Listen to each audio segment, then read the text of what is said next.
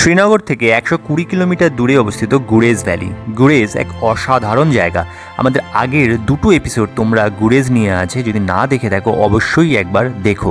Offbeat কাশ্মীরের এক অনন্য জায়গা। আর এবারও আমরা গুরেজ থেকে শ্রীনগর ফেরার সময়ের যে জায়গাগুলো কভার করা যায় সেগুলো দেখিয়েছি। আর অবশ্যই গুরেজে আমরা পাকিস্তান বর্ডারের কাছে যে একটা ভিলেজ আছে বাক্তর ভিলেজ, সেই সম্পর্কেও দেখিয়েছি। তাই সময় নষ্ট না করে আজকের এপিসোড তোমরা ঝটাপট দেখে নাও। আর গুরেজ নিয়ে দুটো এপিসোড যদি না দেখে থাকো তাহলে সেই দুটোও কিন্তু এরপর দেখে নিও।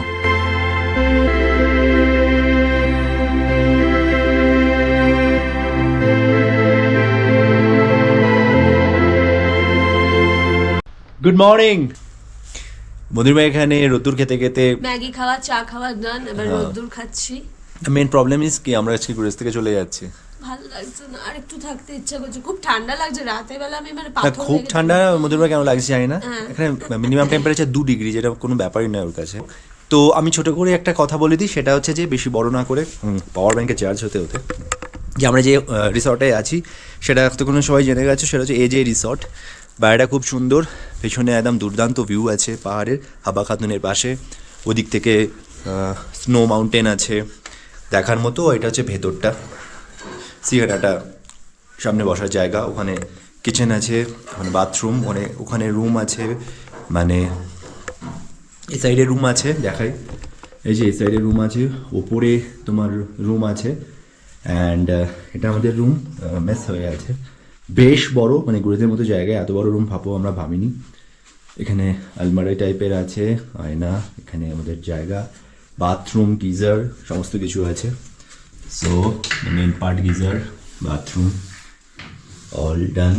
সো এটাই মেন পার্ট, কি এখানে সকাল 6টা থেকে 7টা কারেন্ট থাকে, দেন রাতের বেলা আবার সন্ধ্যে 6টা সাড়ে 6টায় আসে, 11টা সাড়ে 11টা অবধি থাকে।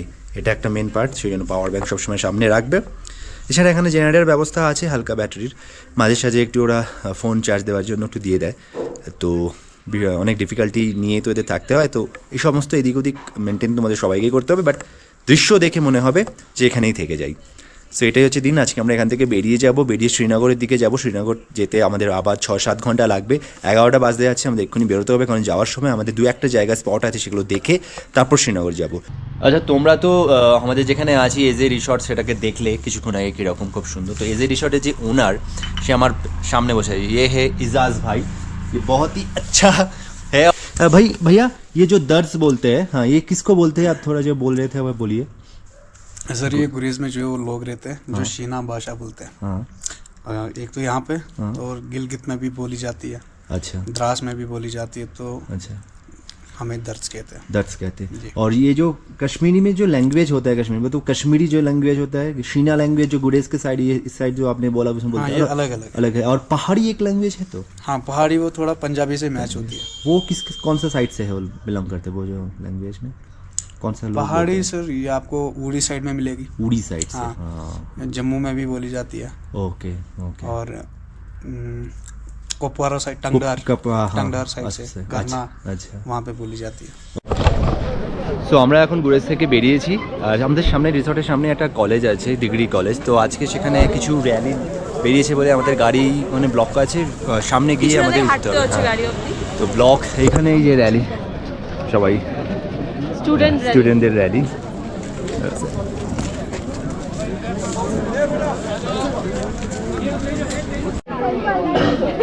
তোমার नाम क्या है? जुनेद। हेलो जुनेद। तो सब कब डिग्री कॉलेज के स्टूडेंट? नहीं, अच्छा, हाई स्कूल। अच्छा अच्छा अच्छा। तो विशाल बड़ो रैली।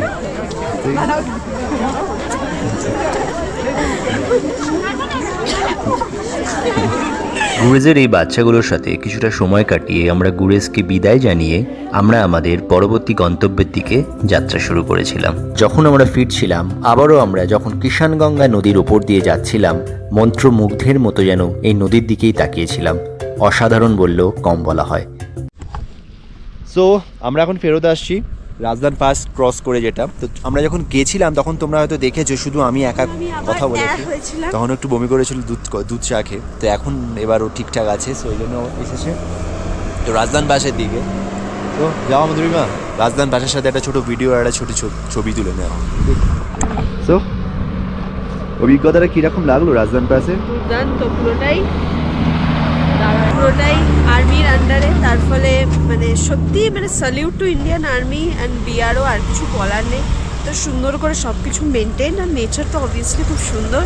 সবাই আসবে যারা গুরেজ যাবে, রাজধান পাস ক্রস করেই যেতে হবে। তো অবভিয়াসলি না এলে, নিজের চোখে না দেখলে কিছুই বোঝা যাবে না।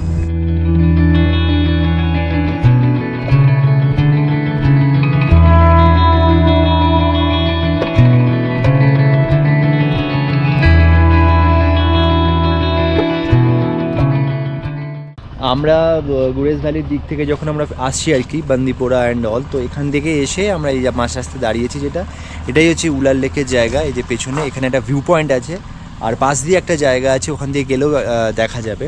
তো মেনলি আমরা চলো ভেতরটা গিয়ে একবার দেখাই, সেটা বলার সময় বলি সেটা হচ্ছে যে মধুরিমা, হ্যাঁ সেটা হচ্ছে গুরেজ যখন যাওয়া হয় তখন শ্রীনগর থেকে গুরেজ, বা গুরেজ থেকে যখন শ্রীনগর ফেরা হয়, তো এই দুটো এর মাঝখানে বান্দিপোরা যে জায়গাটা পড়ে, দুটোরই মিডলে প্রায় ওই 65-70 কিলোমিটার, আর বান্দিপোরা থেকে গুরেজও হচ্ছে 65-70 কিলোমিটার মতো। তো যারা লোকাল লোক তারা এখান থেকে শ্রীনগর থেকে প্রথমে বান্দিপোরা আসে, বান্দিপোরা থেকে দেন আবার এতে করে সুমো টুমো যায়, সেখান থেকে ওরা গুরেজ যায়। আমরা উলার লেকটাকে দেখানো হবে। ভাইয়া আপনি বাংলাতেই বলেন তো, উলার लेकটা কি? मुझे नहीं आता। नहीं, अच्छा फिर हिंदी में ही बोलिए। उलर लेक जो आपने बोला, ये एशिया में लार्जेस्ट लेक, लार्जेस्ट है, deepest lake Manasbal lake, Manasbal lake deepest lake. জি, জি। Okay, thank you. আচ্ছা, আমার মনে হয় আমাদের গভর্নমেন্টের এটা একটা বেশ ভালো দিক।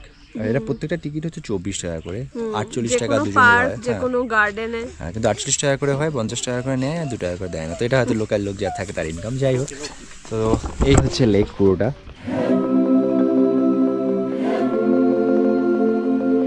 তো এখান থেকেও নিচে নেমে তোমরা যেতে পারো লেকের কাছে, বসার জায়গা প্রচুর আছে। এটা যে লার্জেস্ট, এটা কিন্তু দেখে বোঝা যাচ্ছে। ওদিকটা মানে তোমার কুয়াশা, যেহেতু এখন বাজে হচ্ছে তোমার 3টে হবে, 3-3:30, তো ওই জন্য কুয়াশা হয়ে গেছে ওদিকটা পাহাড়ে। এবং কাশ্মীরের যে ফেমাস নদ্রু চাষ হয়, যেটা ডাল লেকেও হয়, সেটা এই উলার লেকেও হয় নদ্রুর চাষ, মানে লোটাস স্টেমের যে চাষটা হয়। তো আমরা আই থিঙ্ক ওদিকটা দিয়ে যেতে পারি একবার। তো ওদিকেও জায়গা আছে বসার, এদিকেও জায়গা আছে বসার, প্রচুর জায়গা আছে বসার। তোমরা আসবে এখানে, এসে পার্কে বসবে, গল্প করবে, সময় কাটাবে নিজেদের লোকের সঙ্গে, এবং সব জায়গায় বাঙালি পাবে, বাংলায় কথা বলা মানুষ তো পাবেই। উলার লেক, এই লেকের টোটাল সাইজ 190 স্কোয়ার কিলোমিটার, মানে বুঝতেই পারছো কতটা বড়।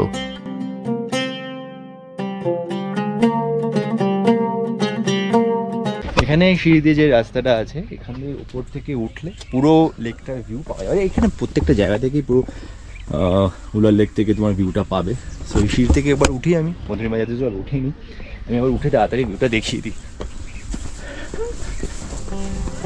So, this is the view.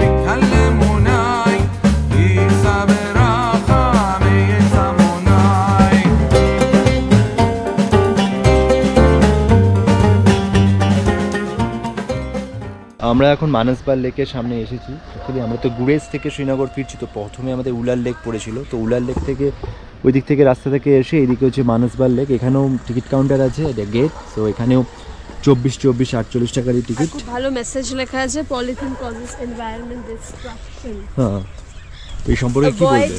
It's use, তার ফলে no polythene, no plastic. Please এত সুন্দর জায়গায় এসে তোমরা প্লাস্টিক ইউজ করো না, আর অ্যাটলিস্ট এখানে ওখানে ফেলে রেখো না। রাখো, এখানে গরম পড়ে আছে, এখানে পড়ে আছে। আর কি করা যাবে বলো, আমরা তো এরকমই, তাই না? সব যেখানে খাবো সেখানেই ফেলে দেবো। প্রতিটা মানে গার্ডেন বা এই পার্ক কিন্তু একের মতন সুন্দর, মানে আলাদা আলাদা। হ্যাঁ, এটা সত্যি। কাশ্মীরের আমি যা পার্ক দেখলাম, সত্যি কথা, মানে সে তুমি খুব ওয়েল মেইনটেইন। হ্যাঁ, মুঘল গার্ডেন বলো বা এই ধরনের উলার লেক বা মানসবাল লেকের পার্ক, এই সমস্তগুলো বলো, সত্যি ফ্যান্টাস্টিক। আর এখানে আবার বোটিংও হয়। হ্যাঁ। শিকারা রাইডও হয় এখানে। সানসেটটা কিন্তু খুব ভালো লাগছে। হ্যাঁ, এখানেও সানসেটের সময় খুব সুন্দর লাগবে। অ্যান্ড মানসবাল লেক হচ্ছে ডিপেস্ট, এশিয়ার ডিপেস্ট লেক। মানসবাল লেক, এই লেক কিন্তু ফ্রেশ ওয়াটার লেক। তোমরা যারা কাশ্মীরে আসবে অনেকেই উলার লেক, মানসবাল লেক এগুলো নর্মালি কেউ করে না, কিন্তু একটু অফবিট জায়গাগুলোকে কভার করলে এই লেকগুলো অবশ্যই এসো, কারণ এই লেকগুলোকে কেন্দ্র করে যে পার্ক, যে উদ্যান গঠিত হয়েছে সেটা একমাত্র হয়তো কাশ্মীরেই সম্ভব, এতটাই সুন্দর। তো এখানে এসে জাস্ট একটু জিজ্ঞেস করলাম এই গাছটার কি নাম, এটাকে বলে বীর কাশ্মীরি ভাষায়। অ্যান্ড সে দুজন ভদ্রলোকের সঙ্গে দেখা হলো, তারাও বাঙালি, তাদের সাথে একটু কথা বলতে লেট হয়ে গেল, কিন্তু গাছটা ওয়াও।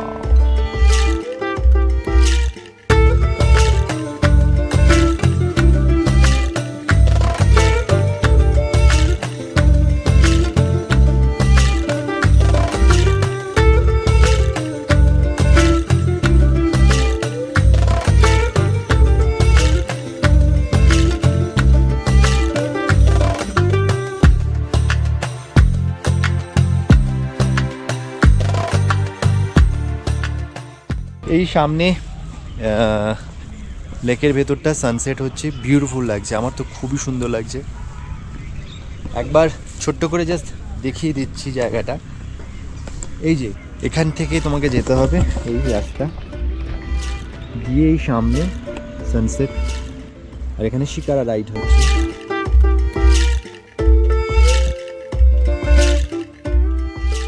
তো আমি লাগলাম হাঁটতে, না গেলে হয় রাস্তাটার উপর দিয়ে। বেশ ভালো লাগছে আমার সানসেটটা এখানে দেখতে, কালারটা এত সুন্দর লাগছে, আর এটা বেশ কাঁপছে জলের মধ্যে থেকে। সি অ্যান্ড বাহ,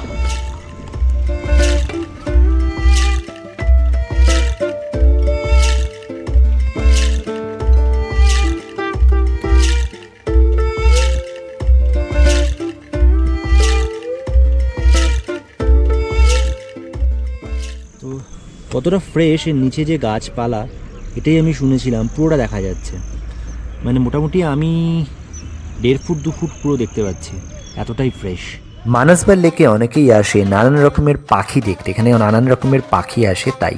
আর মানসবাল লেক কিন্তু আদতে অসাধারণ সুন্দর।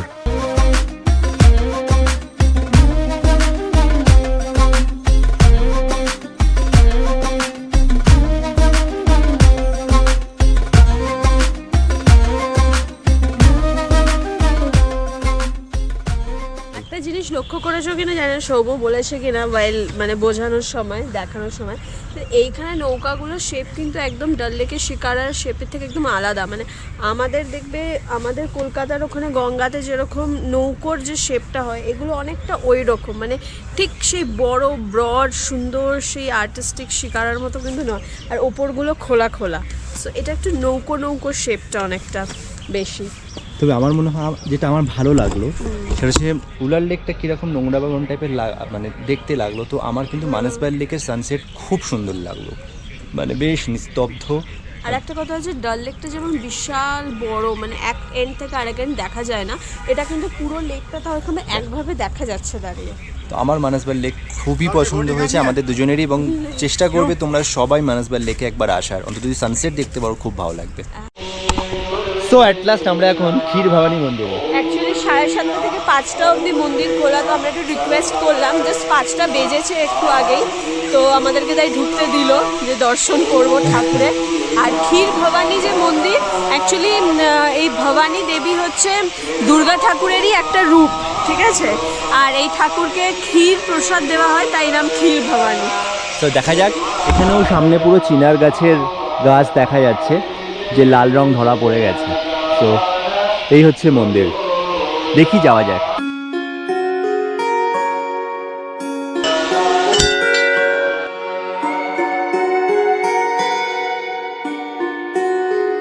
তো এখানে জুতো স্ট্যান্ড আছে, তো তোমাদের জুতো স্ট্যান্ডে জুতো রেখে এবার এই যে জায়গা মেন। শ্রীনগর থেকে 25 কিলোমিটার দূরে অবস্থিত এই ক্ষীর ভবানী মন্দির। এই মন্দিরের অনেক ইতিহাস আছে, যা আমরা ভিডিওর শেষে সমস্ত কিছু বলেছি। তোমরা এই ভিডিওটা পুরোটা দেখো, তাহলে তোমরাও সমস্ত কিছু জানতে পারবে।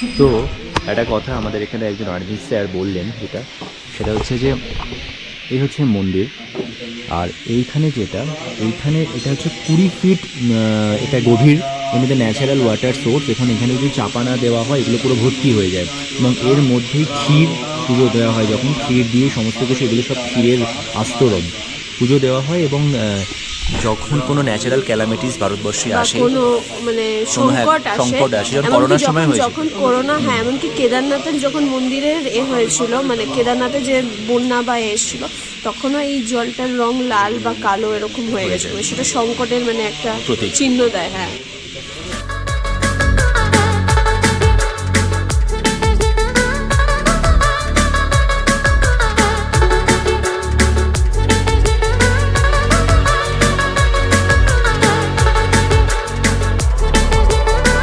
ভারতবর্ষের কত ইতিহাস না, কত কিছু, কত জায়গায় লুকিয়ে আছে। আমরা চেষ্টা করি সেই জায়গার ইতিহাস তোমাদের সামনে তুলে ধরতে, কিন্তু নিজের চোখে বা নিজে এক্সপিরিয়েন্স না করলে সেগুলো কিছুই বোঝা যাবে না। এই হচ্ছে প্রসাদ, ঠাকুরের প্রসাদের একটা আলাদা সুজির হালুয়া। আমরা এখন শ্রীনগরের হোটেলে চলে এসেছি আমাদের, যেখানে আমরা ফাইনালি ওই যে দেখাচ্ছে ওকে, ঠিক আছে, ঠিক এই যে আর আমাদের একটা বড় বেশ রুম দিয়েছে। এটা একটা গেস্ট হাউস, তোমার তো ভিডিও সম্পর্কে আগেই, রুম সম্পর্কে আগেই বলেছিলাম। তো যাই হোক, আমরা গুরেজ থেকে শ্রীনগর গেস্ট হাউসে চলে এসেছি। 3-4খানা যেগুলো স্পটগুলো দেখেছি, প্রত্যেকটা দেখিয়ে ভিডিও করে সময় নষ্ট হয়েছিল অনেকটা, তাই আমরা ফিরতে 7:30 পৌনে 8টা বেজে গেছে। তো আমরা এখন লাস্টে মন্দিরে ঢুকেছিলাম আরতি দেখে, তারপরে তো সেটা তো দেখিয়েছি ভিডিও, হ্যাঁ, সেটার জন্য আরো লেট হয়েছে। হ্যাঁ। তো এবার আমরা এখানে আসার পরই বাঙালিদের সাথে আরও কিছু আলাপ হলো, তারা আমাদের ভিডিও দেখে মনে চিন্তা করতে পারছিল না, আমরা হলো, দেন আমাদের সঙ্গে কথা বললো, এরকম সব হলো। তো এখন আমরা আবার একটু ফ্রেশ হবো, দেন আবার বাইরে বেরিয়ে একটু রাতের খাওয়া দাওয়া খেয়ে দেন আমরা ভিডিওর কাজ করব, দেন আমরা ঘুমোবো।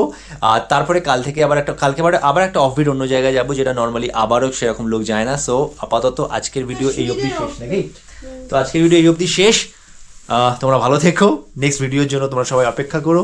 টাটা, বাই বাই, ভালো থেকো, গুড নাইট, আমাদের জন্য গুড নাইট। আজকের ভিডিও এই অবধি। যদি ভালো লাগে তাহলে অবশ্যই লাইক আর কমেন্ট করো, আর নিজের চেনা লোকেদের সাথে অবশ্যই ভিডিওটা শেয়ার করে দিও। আর চ্যানেলে যারা নতুন তারা অবশ্যই চ্যানেল সাবস্ক্রাইব করে দিও। সাবস্ক্রাইব করার সময় বেল বাটনটা অবশ্যই বাজিয়ে দিও, যাতে নতুন ভিডিও আসার সাথে সাথেই তোমরা একটা নোটিফিকেশন পেয়ে যাও। অফবিট কাশ্মীর নিয়ে আমাদের আরও অনেক এপিসোড আসবে, তোমরা অবশ্যই সেগুলো কিন্তু দেখো। ততক্ষণ তোমরা ভালো থেকো, আর অবশ্যই সবাইকে ভালো রেখো। আর দুর্গাপুজোর আগাম শুভেচ্ছা আমাদের তরফ থেকে।